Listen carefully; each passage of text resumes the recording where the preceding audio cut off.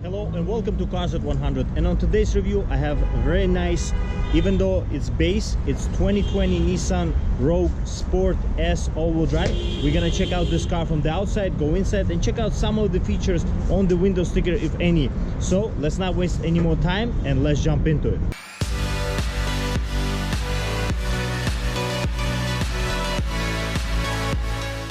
Let's check out this car from the outside first. As you can see, this sport version of Rogue, it's a 2020 version of Rogue Sport. The brand new Rogue Sport hasn't been released yet, but it's gonna be coming soon.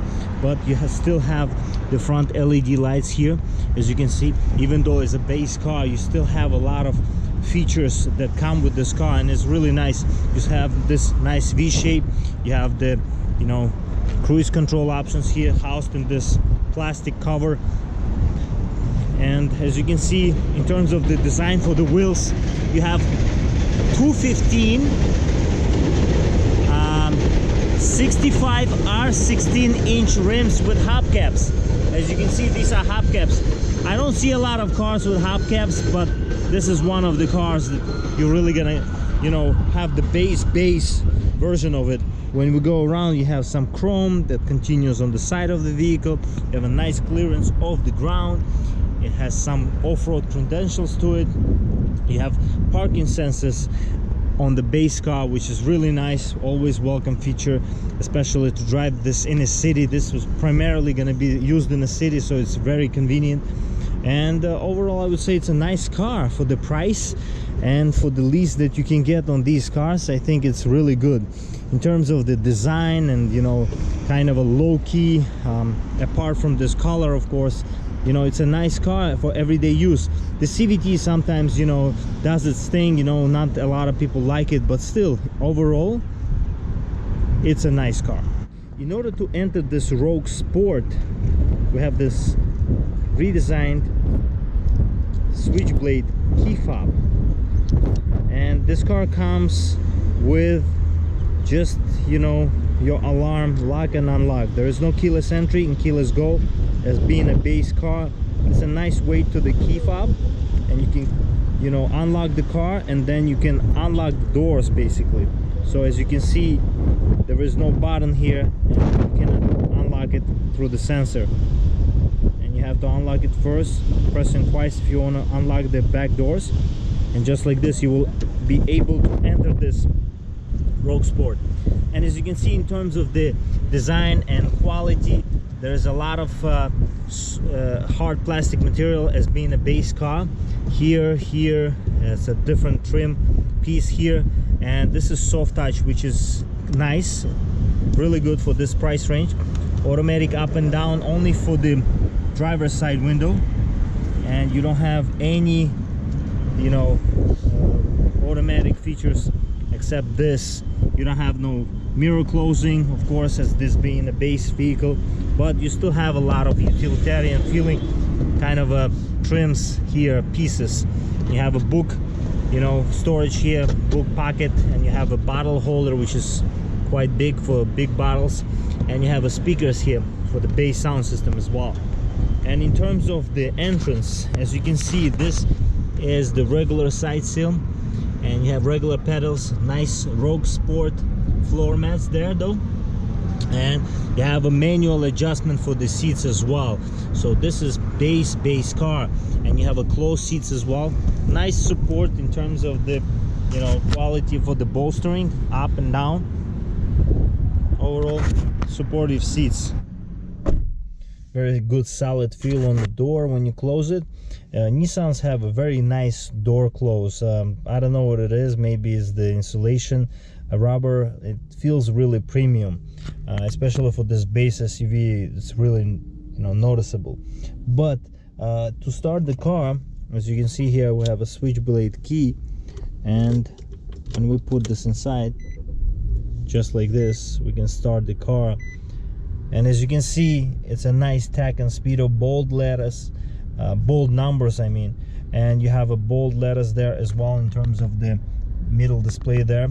And you have a nice options here for the infotainment, as well as the cruise control options, and you have nice options here to manipulate that middle display there to to see all your information that car provides in terms of a mile per gallon, radio, you know, it shows you tire pressure monitoring system, you know, 4x4 options.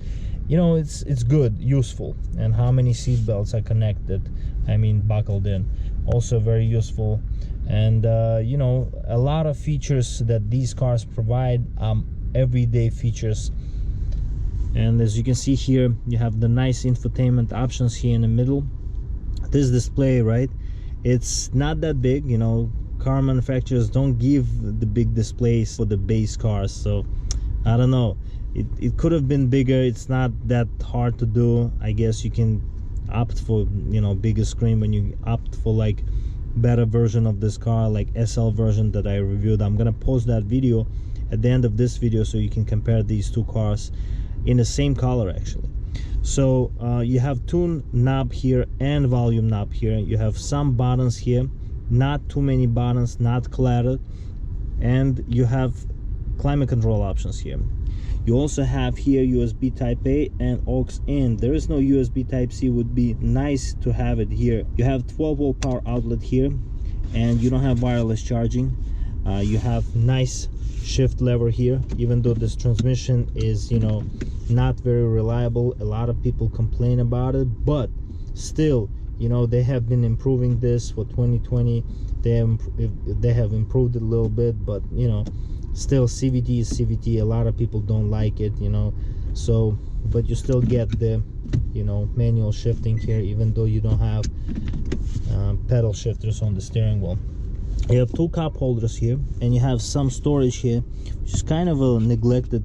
Why not give a bigger storage here? It's like it's cut in half, you know, it's a half storage. It could have been bigger storage. Why not give a bigger storage? I guess it's for the phones, but you can lay down the phone, or you know, put the phone there. When you open here is as you can see here, you have a USB type A, and you have another 12-volt power outlet here as well. You have nice storage here, and it's quite deep. You have two pen holders, and it's nicely stitched here, even though you don't have leather seating here. In terms of the glove box, you have a roomy glove box there, and you know, you got some storage on the sides of the doors. I have a window sticker here for you to see some of the options that are standard and optional equipment on this car, which is none of the optional equipment actually, because this is you know, base car. It's a S version of Rogue Sport, so you don't have any extras except the, as you can see there, the splash guard, premium paint, floor mats with cargo area protector and first aid kit, as well as the, you know, destination charge there. But 26,785 for this compact small SUV, 27 mile per gallon combined, 24 in the city, 30 on the highway, and you have a final assembly point, Elizabeth. In terms of the back seats, you have to unlock the doors first from the key fob or from the front door, and you can just enter this back seat. And as you can see here, you have a no soft touch material here on the top anymore. It's a hard plastic now compared to the front doors. You don't have a lot of leg room. This seat is almost all the way back, but still, you know, you have plenty of room for your head here. As you can see, it's quite roomy for a 6-foot individual like me.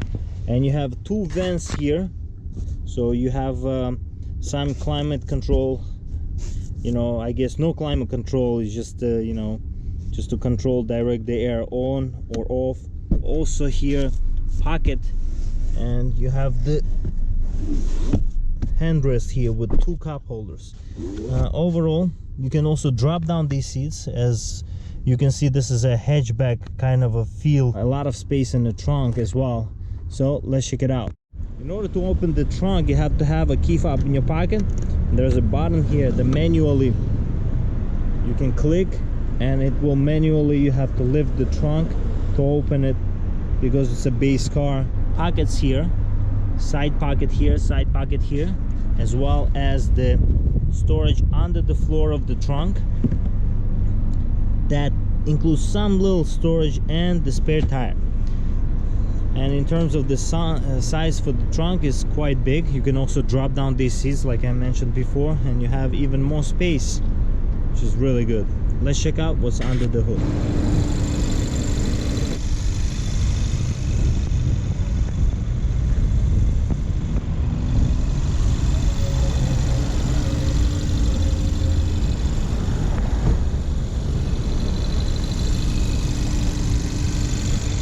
I hope you enjoyed today's review of this 2020 Nissan Rogue Sport S all-wheel drive. If you have any questions about this particular car, please leave a comment and I will get back to you.